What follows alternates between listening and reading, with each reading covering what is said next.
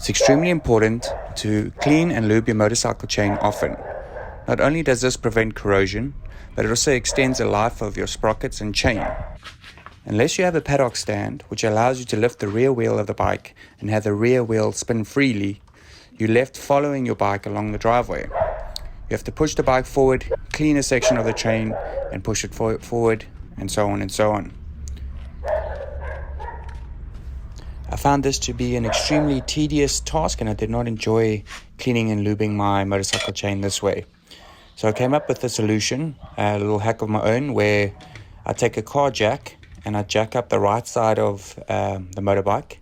I place a cloth between the jack and the frame just to ensure the frame doesn't get scratched, and then I jack up the right side of the motorbike. As the bike lifts up, it leans on its kickstand, and that way it doesn't fall over.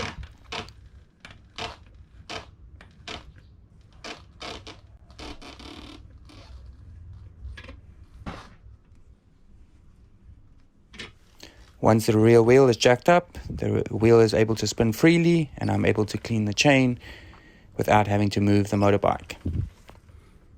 This hack helped me a lot before I got my homemade paddock stand. I hope it helps you too.